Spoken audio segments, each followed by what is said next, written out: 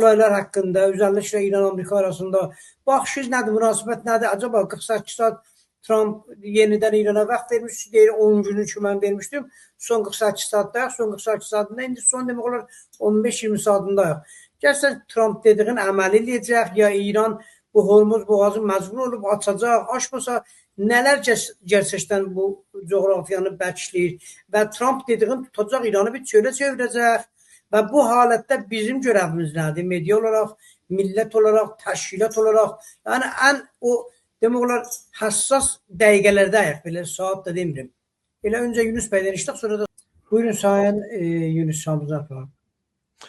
Valla çox mürəkkəb bir durumduyuq. Yəni heç belə arzu eləməyən, arzu olmayan bir durumduyuq savaş məsələsində. Təəssüflə bu savaş yəni çox xoş yerlərə getmir deyə görürəm. Təbii bir insan olaraq kimsə savaş istəməz. O savaş dayandırılsın deyə təbii ki biz onu istərik. Amma savaş dayandırılsın şüarı kimə verilir? Trump'a verilir. Acaba Trump bizim sözümüzdə siyasətini dəyişəcək?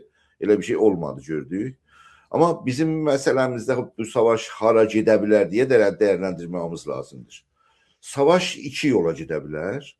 Bir yıpradıcı, fərsayişi bir savaş çox pis bir şeydir. Məhv edər toplumu, yaşamı, insanları və mühüm budur ki, İran dövləti bu rejimin, bu Amerikanın qarşısında təslim məsələsini qəbul edə bilməz. Yəni onun təsliminin qəbuli bir türlü özünün məhvi kimi bir şeydir.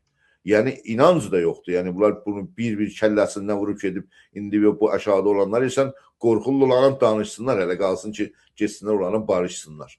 O cəhətdən İran rejimi barış məsələsi meydana gəlməyəcək mənim nəzərimlə. Amma Amerika nə qədər istəklərinə bu vurmalarda yetişəcək, o da bəllidir. Yəni deyə bilərəm ki, indi bu saat oturmuşuq burada, hətta Trump da bilmir ki, savaşın sonucu nə olacaqdır. Çünki savaşın sonucu yəni irəliləmə və məsələ məqsədlərə də hədəflərə çatma məsələsi də onu Trump deyil, meydanda olan hərbi qüvvələr ona rapor verəcək. Yəni Pentagon deyəcək ki, nə qədər gedib, nə qədər gedə bilmərik.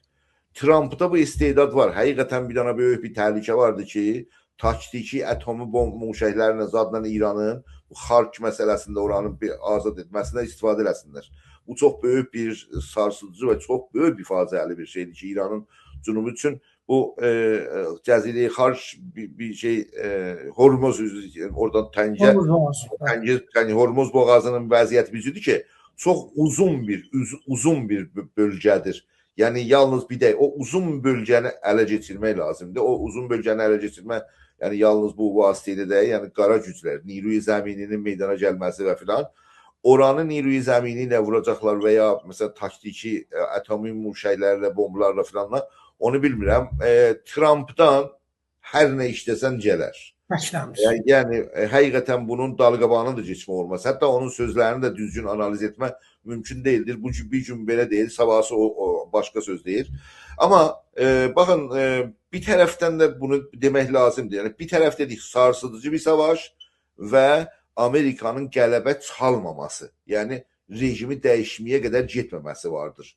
Baxacaq görəcək ki, məsələn, yıpradıcı məsələ dediyimizdə bu məsələ fəqət o deyil ki, pul məsələsidir, enerji məsələsidir, Amerikanın içində reaksiyalardır. Milyonlar indi insan Amerikanın içində təzahürata çıxırlar və eləyə bilərlər bu rejim bu şeyi dayandırsınlar.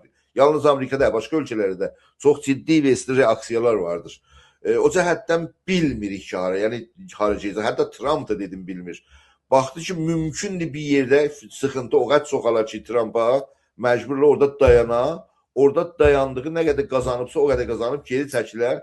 Rejim özün tapında zaman alacaq, amma burada həqiqətən İran ümumiyyətdə, tamam xalqlar İranda girəcəklə böyük bir fəlakətə. Üzr istəyirəm. Çox böyük bir fəlakətə girəcəklər İranda. Üzr istəyirəm, mən bunu da bitirdiyim. Ona görə o qaranlıq bir tarixə girir. Çox uzun müddətli. Çünki indi bu ilan da yaralanıbdır. Yəni İran rejimi qalırsa, hətta İran rejiminin dəyişməsi qalır nəsillər ki, biz bilmirik neçə nəsildən sonra. O cəhətdən böyük bir, yəni geriyə qalma və fəlakət tünelinə girir İran. Bir dənə balaca bir şans vardır. O şans da budur ki, eləyə bilsin rejim köçsün. Yəni irəliləmə də o qədər olsun, şərait belə gətirsin, hər halda o sıxıntı o qədər olmasın, savaş bitsin və bu rejimin köçməsinə səbəb olsun. Orada bir rozənə, yəni bir işıq rozənəsi İrana və xüsusən xalqlara və orada mən danışığımın ərəfəsində dedim, bugün, yəni əgərsə oraya yetişirsə, İran rejimi köçürsə, İranda yaşayan qeyri-fars xalqlara çox böyük, çox böyük bir dənə bir şans verir ki, öz haqlarını əldə edə bilsinlər.